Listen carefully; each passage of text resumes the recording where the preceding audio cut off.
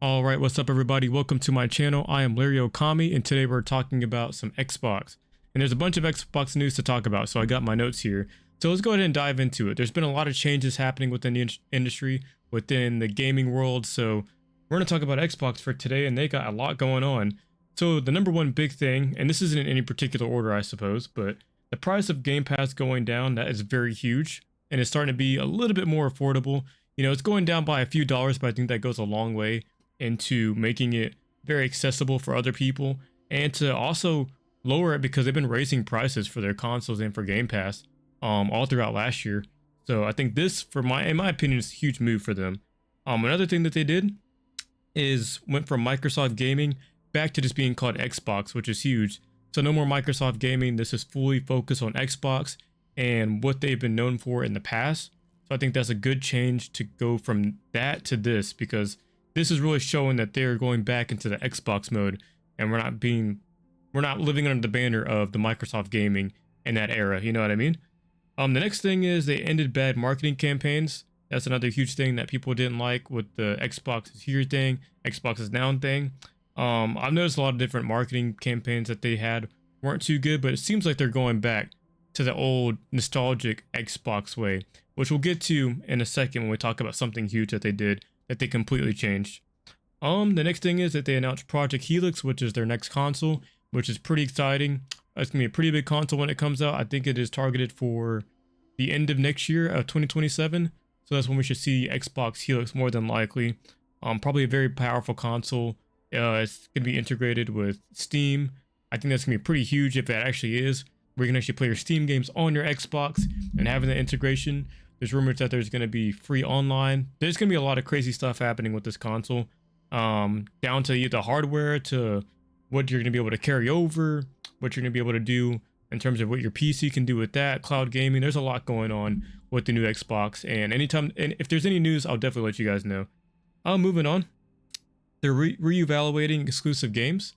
So games like Halo, games like Gears of War, games like Fable, they're reevaluating the way that they can market it, that they can develop these games, to look at the past games, like look at Halo Infinite, look at Gears of War 5, look at the Fable trailer that wasn't well received versus the new trailer that was well received, you know? So there's stuff like that happening where they're reevaluating their exclusives and they're trying to get to the point where these exclusive games that made them what they are more important than ever before. And they're trying to get back to the part where this is their benchmark. Halo is the benchmark. Gears of War is the benchmark. Fable is the benchmark. This is going to carry the console. This is going to sell consoles all over the world. And that's something that they're reevaluating, the way they develop things, the way they market the things, and all that other stuff, all those goodies that goes into making a video game, which is good that they're actually talking about making their exclusives the best that they can be. And we will see that when they show off Gears of War E-Day. They showed off Fable. I think that's going to turn out really well. We'll be playing that day one. And it is time in June to see Gears of War E-Day in its full glory, and hopefully a Halo game will hopefully get announced here pretty soon. So the next thing is they showed a new logo that is huge. They are showing you that they're going back to the original Xbox in a way, with the way that they showed the logo. When I looked at it, I got just like a nostalgic feel from looking at it, if that makes sense. Definitely check it out if you guys haven't. If it might be in the thumbnail, it might not be, but definitely go take a look at that logo. It really shows that they are trying to dive into what made Xbox great, and I'm very excited to see how that turns out. Let's see here, we're almost done. There's gonna be new updates, and there already has been updates for Xbox consoles for the Series X. They've been making a lot of updates with achievements, a lot of updates with accessibility and things of that nature, which I think helps out a lot. So I know a lot of people have been asking for, you know, just life, you know, quality of life improvements and things like that. And another big thing, this ties into the Xbox Game Pass. I'm not sure why that wasn't with this one on my notes, but they are taking, depending on what you want for your subscription, you can take off the Call of Duty games, which will save you money. And I think that's just a good thing, because that's what the rumors are, is that the Call of Duty games are the things that raise the Game Pass, along with some other stuff, of course. But it is pretty cool that you can take off the Call of Duty games if you're just not a big fan of them, you know, because people like what they like. I played it with my friend, and that's the only reason why I played the new COD games. But I think it's cool that you have the option to customize your Game Pass and not have the Call of Duty games there if you don't want them. And with that said, let's just go ahead and just talk freely. I'll play some Pragmata for a little bit, and then with that said, we'll go and close the video. But yeah, I'm looking forward to a lot with this console. With the next console, I hope it turns out very well. I hope that they're actually taking their development time seriously with it. And I hope that when it comes to what they make on this console, this next console, I'm not really concerned about the power per se. I'm more concerned with how different is it from the Xbox Series X, and what should I do with this console that I can't do with anything else, you know? Like, we got the PlayStation 5, we got the Nintendo Switch 2, like, how is this console going to stand out? And I think one thing that they look forward to, and that they talk about a lot, is we want you to play games anywhere. We want you to play games with your friends, and we want you to be able to have backwards compatibility. And it seems like they also want you to have those nostalgia games just, you know, ready to go. And also, you know, I just died. Also start investing in new ones too. So, you know, they want you to basically just have a console that does everything it possibly can to, oh my gosh, I'm doing horrible. Maybe I shouldn't be playing this while I'm talking. Okay, I'm doing terrible. But just having a console that does it all, that you can play on Steam, integrate Discord better, and overall, hopefully the online's free. I think that'll be huge. Be very huge if the online's free. Something else I'm looking forward to, this is outside the console, is I just want to see their exclusives win again. You know, I think it's cool they're putting Halo Combat Evolved on the PS5, but I hope the next Halo game, the next Gears of War game, and the upcoming Fable game are all things that turn out really well. Even Crackdown, it'd be cool to get like a new Crackdown game, you know, Crackdown 4. I think that'd be pretty cool. Just to see like a return to form, man, and see them really start taking their game seriously in terms of the way they just go about promoting their game, the development cycles. And if the game's not ready, don't rush the developers. Let the developers finish these games and get them ready for the fans, you know? That's something that matters a lot to me, because I don't want to see Halo fail. I don't want to see Gears of War fail. I don't want to see Crackdown never make another game, the company that makes that, you know? I want to get more games from these companies, and I want it to feel how it used to feel back when you played like the 360 or you played the original Xbox, you know? So, you know, there's a lot to see there, and I hope that they really take that seriously and they make it worth it for us to wait for these games. Because some games like Halo, it takes a long time to get a new entry, man. It really does take a long time to get a new entry. And Gears of War typically takes about 4 to 5 years. From Gears of War 4 to 5.